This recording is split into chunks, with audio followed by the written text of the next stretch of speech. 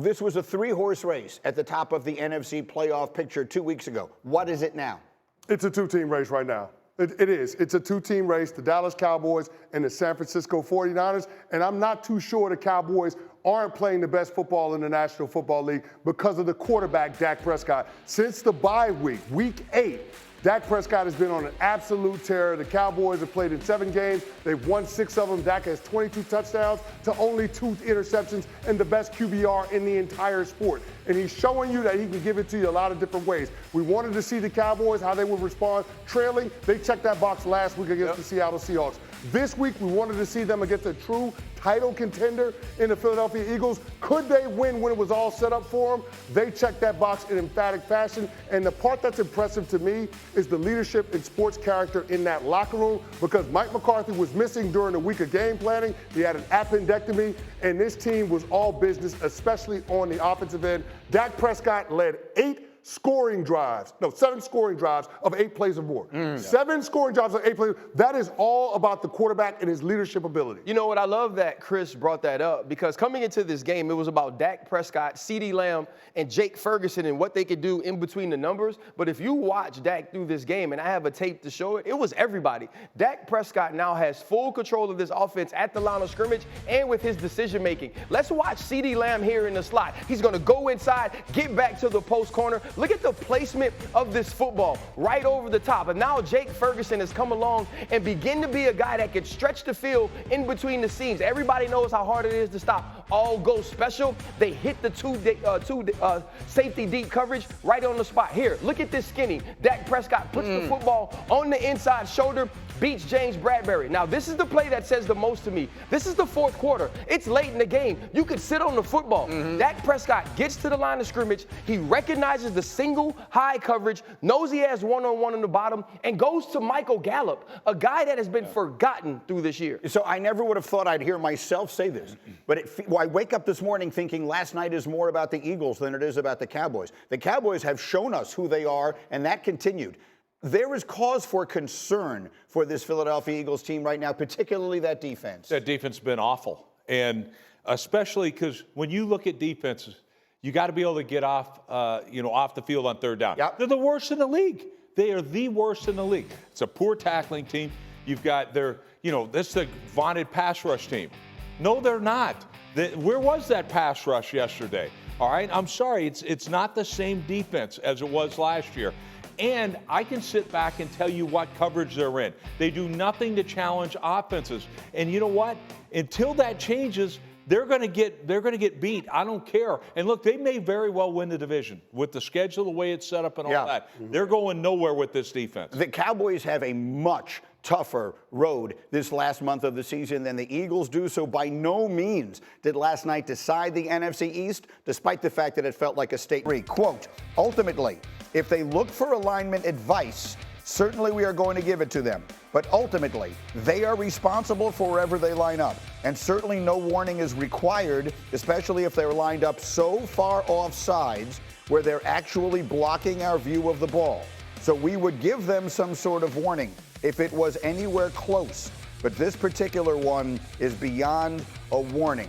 Chris Canty, was the right call made yesterday? It's the right call, but the explanation is ridiculous. If it's beyond or if it's this egregious, then we're not even going to bother with giving the player the warning. In what world, Greeny? In what world? As a former defensive lineman, every single time a guy would get his helmet in the neutral zone, the rep would say, hey, you need to get back. You need to give it back. They will give you a couple of times. Help me with that. Help me with that. He would tell you that while you're lined up. He would tell you that before you lined up. He will tell you between plays. You will get warnings before they throw the flag, unless you being offsides in that particular play leads to you having a competitive advantage. And that's the part, to me, that's a little bit bothersome with the Kadarius Toney penalty. Nobody's going to argue. By the letter of the law, it's a penalty, and Kadarius Toney should not have done that. There's no excuse. You can't take away that something so fundamental to the position that you're playing, like lining up offsides. So that's where the frustration's coming from. But the context around this whole thing is the no call that we saw at the end of the Green Bay Packers game, where MVS was clearly in a situation where the defender committed pass interference. The refs didn't call it. It cost the Chiefs a game. So what's good for the goose has got to be good for the gander. If there's a no call, if there's a no call, we're on the losing side of it. Then why are we in a situation where there's a no call where I can be on the winning side? I think that's the frustration for the Kansas City Chiefs, right? You're starting to feel we've seen you swallow the whistle. And now for us in this situation where we don't feel like we were able to get a competitive advantage. It's not like Kadarius Toney was able to take the top off of the defense because he had his toe off the line of scrimmage, over the line of scrimmage. Patrick Mahomes is feeling like this is a call you should not make in that moment. If that's the argument, I understand it, but you don't get this pissed off over that argument, right? You don't get this pissed off over, you don't get that pissed off over that play. He's mad because his team continues to take wins from them. His team continues to take food off of the table of the entire organization. That position specifically continues to make mistakes that cost you games. And because Patrick Mahomes is such a great leader, is the consummate professional, he's continued to talk those things away, continued to put those on him. He finally had a common enemy. He finally had somebody who wasn't in his locker room, and he was like, the hell with y'all. Rex, Tony Romo, to his everlasting credit on the broadcast, got enraged about this, saying, it's another example of the receivers. All year long, these receivers have been killing their own team. He said that. Right. Do you think that's who, down deep and all the way in here, is that who Mahomes is really upset with? Absolutely. And look, Kadarius Toney, did he lose the game to Detroit in the first game? Yeah. He dropped 3 balls and could have won that game. One was a pick six. Now he's and a bad drop here. yesterday. Just not being a professional. You're a professional receiver. You're paid to line up. All right. Alignment and assignment. And are you paid to catch the football? He all right, failed them. Marquez Valdez-Scantling, catch the ball, they win a game. All right. We don't get the call. I get it. Might have dropped it anyway. But exactly. But I'm sitting back saying this is all about it. And RC, your point about this is one of the greatest teammates of all time because he sits back. He never, ever calls his teammates out. He wears it, okay? But this is all about that right here. But this is clearly, look, the man is offsides, Greeny. Yeah. He is. and Chris, I was saying this.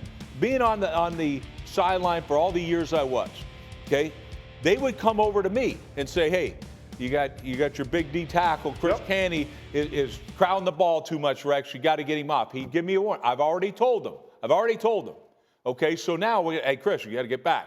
All right, that's what you have to do. Okay, offensive tackles, notorious for it. All right, hey, we got to get them on the line of scrimmage, Rex. They warn you.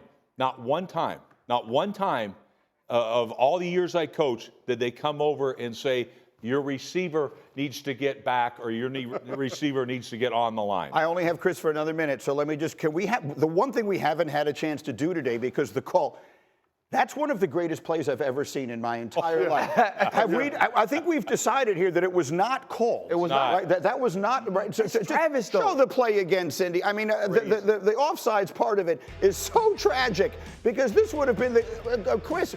This is one of the great plays. Travis Kelce would have made one of the great plays ever. If this thing stands. It just shows you the level of awareness that Kelce plays the game with, right? Yeah. Not only does he find a spot in the zone to sit down for Pat Mahomes to get the ball out, but he makes sure that he's throwing the ball behind where he's at so it's not an illegal forward pass. So it's a situation right there where that's a game-winning play. That should be a game-winning play for Travis Kelce that was stripped away but that's the thing, though. By the lack of focus from KT. We've said it all year. He's the only player on the team other than Patrick Mahomes offensively that makes game-winning plays.